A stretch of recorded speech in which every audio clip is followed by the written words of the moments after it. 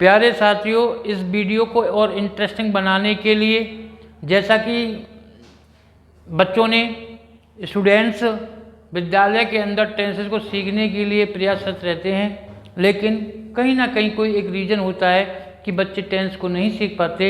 आज मैं आपके सामने पास्ट परफेक्ट टेंस को एक इजी वे में आपके सामने क्लियर करूँगा और उम्मीद करता हूँ कि जब बच्चे वीडियो को देखेंगे, सुनेंगे, तो उनको आज पास्ट परफेक्ट टेंस के अंतर्गत किसी प्रकार की कोई समस्या नहीं होगी।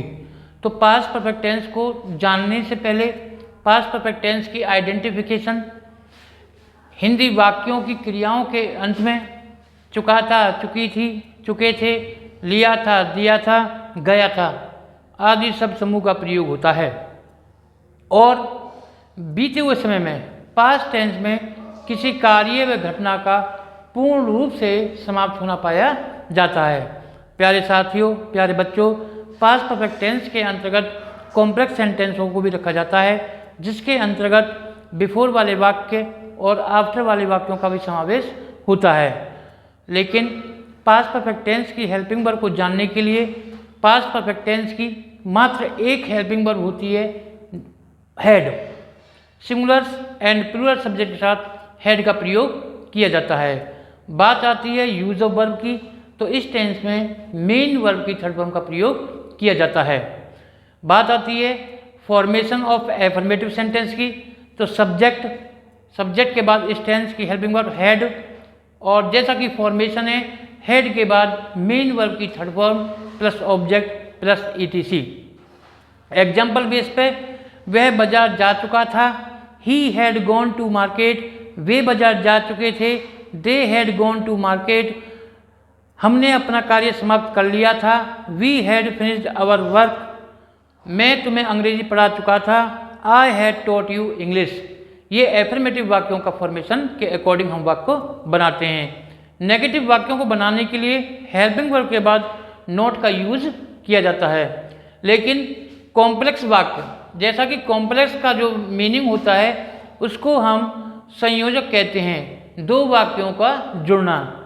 जब दो वाक्यों के बीच में, पहले बात आती है बिफोर वाले वाक्य, जब दो वाक्यों के बीच में पहले या पूर्व शब्द का प्रयोग हुआ हो, तब ऐसे वाक्यों को बनाने के लिए जो कार्य सबसे पहले समाप्त होता है उसे पास्ट परफेक्ट टेंस में रखते हैं। उसके बाद पहले की अंग्रेजी बिफोर लगाकर शेष वाक्य को पास्ट इंडेफिनिट में रखा जाता है। लेकिन प्यारे साथियों, मैं इसको आपको इस प्रकार से भी कह सकता हूं कि जब दो वाक्यों के बीच में पहले या पूर्व शब्द आया हो, तो पिछले वाले वाक्य को सबसे पहले पास्ट परफेक्ट में बनाया जाएगा, उसके बाद पहले की अंग्रेजी बिफोर, फिर अगले वाले वाक्य को पीछे पास्ट इंडेफिनिट टेंस में लिया जाता है।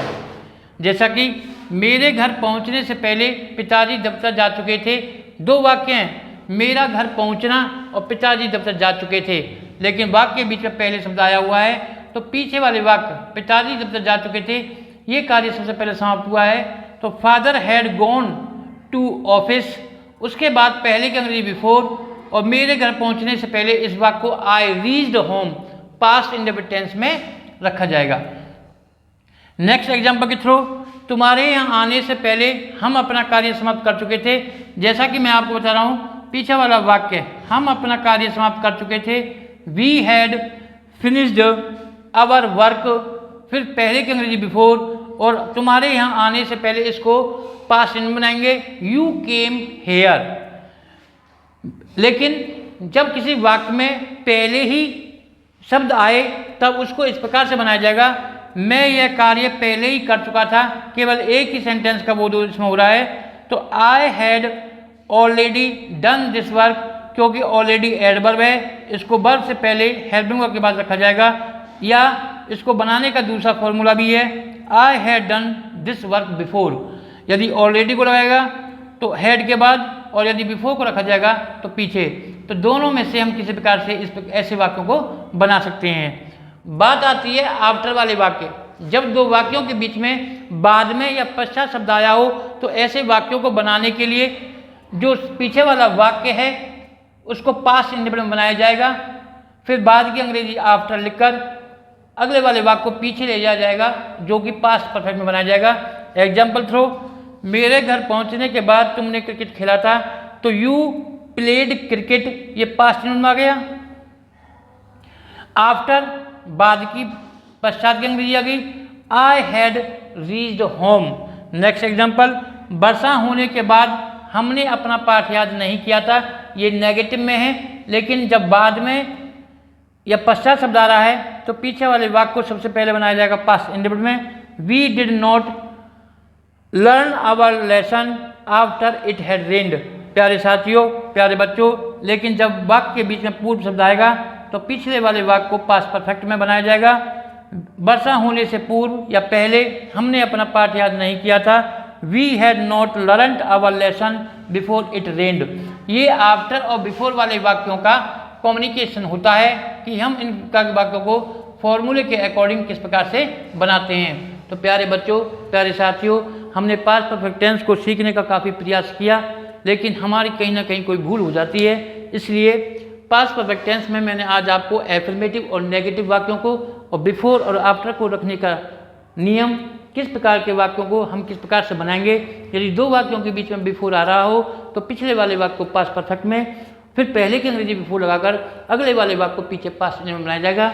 लेकिन जब दो वाक्यों के बीच में आफ्टर या पश्चात, मतलब बाद में या पश्चात शब्द आया हो तो पिछले वाले वाक्य को पास्ट इंडेफिनिट बनाते हैं, फिर उसके बाद आफ्टर बाद की अंग्रेजी लिखकर अगले वाले वाक्य को पास्ट परफेक्ट में पीछे ले जाया जाता है। तो प्यारे साथियों, प्यारे बच्चों, पास्ट परफेक्ट टेंस में आज हमने एफर्मेटिव और नेगेटिव और कॉम्प्लेक्स जिन वाक्यों में बिफोर और आफ्टर का प्रयोग होता है, इसको बनाने का रूल्स और वाक्यों को बनाने का फॉर्मूला सीखा। उम्मीद करता हूँ बच्चों को वीडियो अवश्य पसंद आएगी, और एक रिक्वेस्ट के साथ जो भी वीडियो को देखते हैं या सुनते हैं वो वीडियो को लाइक और शेयर अवश्य करें। थैंक यू, नमस्कार।